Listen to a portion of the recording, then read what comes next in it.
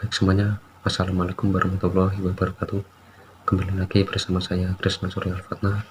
Saya akan menjelaskan mengenai peradaban Islam di Indonesia. Jadi terdapat berbagai teori mengenai masuknya ajaran agama Islam di Indonesia. Mulai dari teori bahwa agama Islam masuk pada abad ke-7, lalu ada yang menyatakan bahwa Islam masuk pada abad ke-11, bahkan hingga abad ke-13. Kita akan mulai membahas dari teori abad ke-7. Jadi teori ini berdasarkan catatan perjalanan dari Al-Masudi yang menyatakan bahwa tahun 675 Masehi terdapat utusan dari Raja Arab Muslim yang berkunjung ke Kalingga. Di tahun 648 Masehi dijelaskan bahwa telah ada koloni Arab Muslim di pantai timur Sumatera. Dari Harry W. Hazard dalam Atlas of Islamic History 1954 juga menjelaskan bahwa para pedagang Muslim datang ke Indonesia pada abad ke-7 dan singgah di Sumatera saat perjalanannya menuju Tionghoa. Baik, kita lanjut pada teori abad ke-11.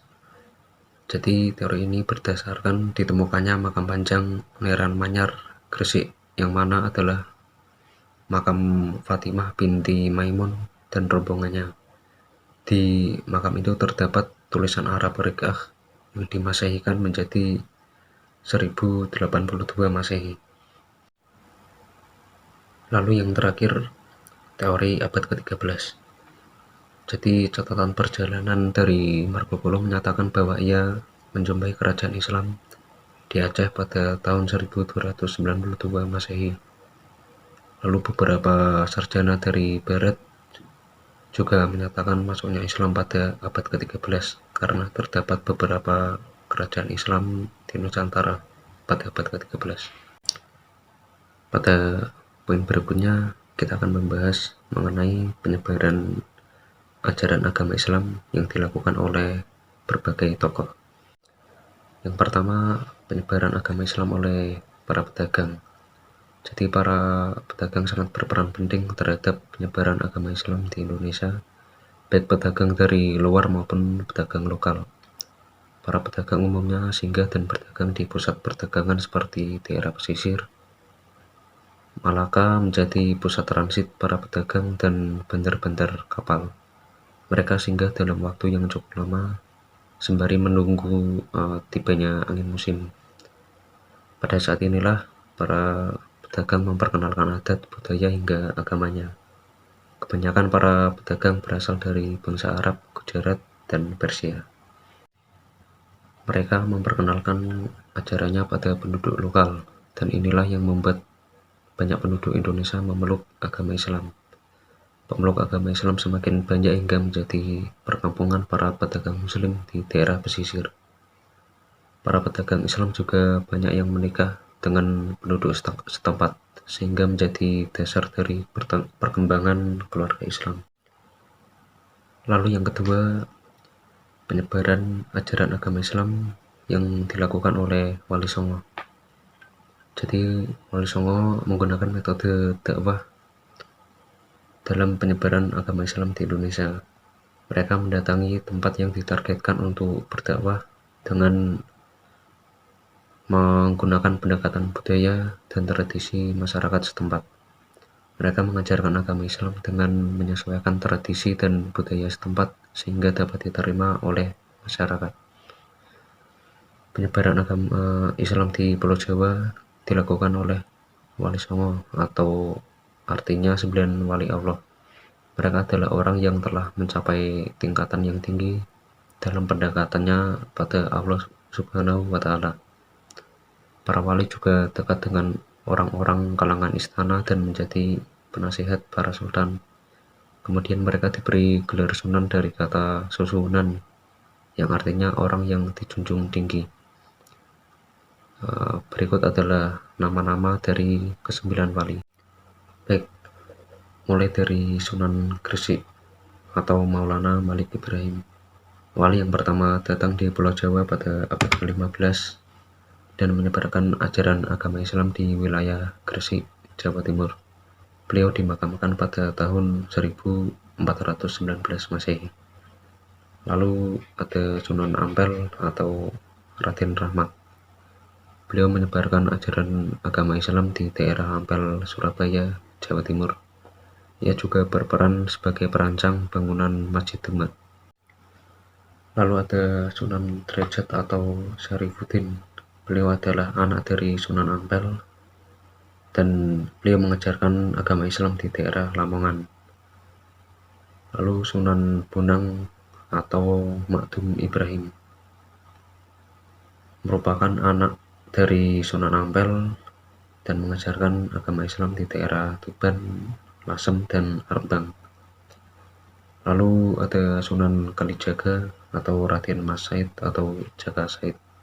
Beliau adalah seorang murid dari Sunan Bonang dan mengajarkan agama Islam di daerah Jawa Tengah.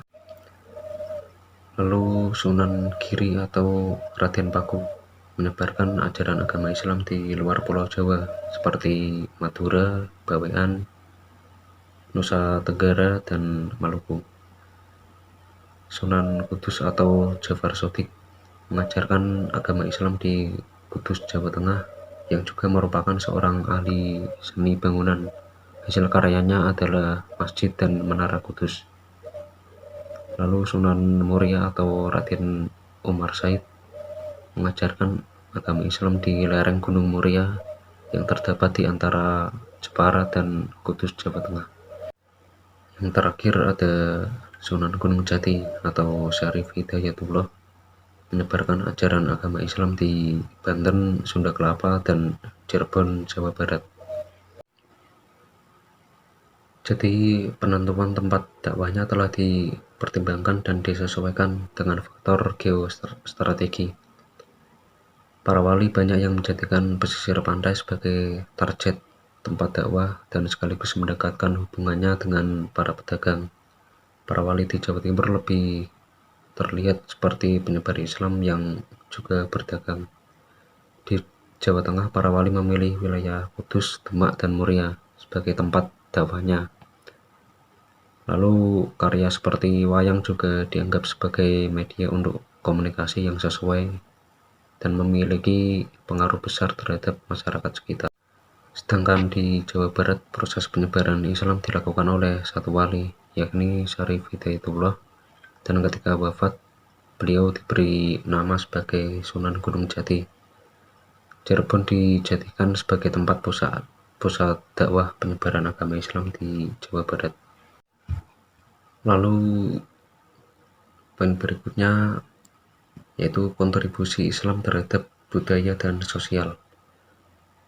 Setelah sekian lamanya Islam masuk dan diterima di Indonesia, tentunya Islam juga memiliki kontribusi terhadap budaya dan kehidupan sosial masyarakat Indonesia. Berikut adalah berbagai macam kontribusi Islam di Indonesia. Mulai dari bangunan arsitektur seperti Masjid Agung Demak memiliki bentuk berdasarkan gabungan dari gaya tradisional Jawa dan tempat ibadah untuk umat muslim. Lalu kompleks makam seperti makam Sunan Giri dan raja-raja Islam memiliki hiasan kaligrafi Arab dan menara khas Islam.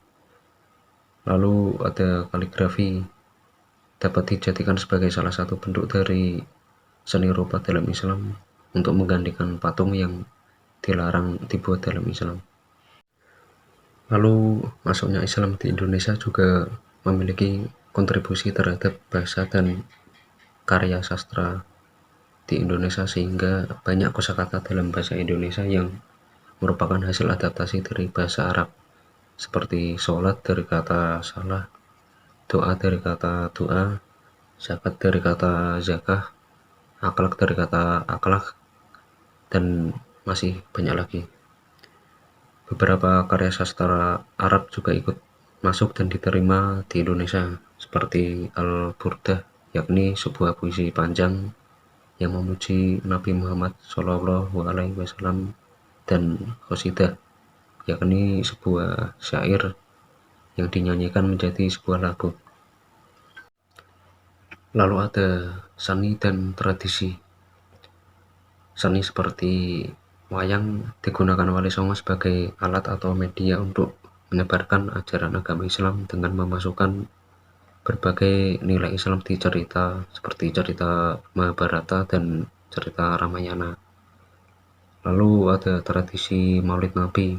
Maulid Nabi adalah tradisi masyarakat Indonesia dengan merayakan kelahiran Nabi Muhammad SAW. Lalu juga terdapat beberapa hadis tentang dakwah agama Islam seperti surat An-Nahl 125 dan surat Al-Imran 104.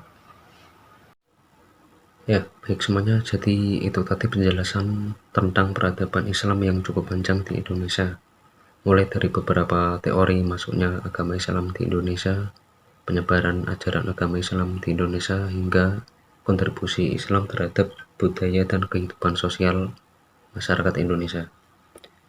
Baik, semoga informasi yang saya jelaskan dapat bermanfaat bagi kita semua. Saya Krisna Surya Al-Fatna, pamit undur diri. Wassalamualaikum warahmatullahi wabarakatuh.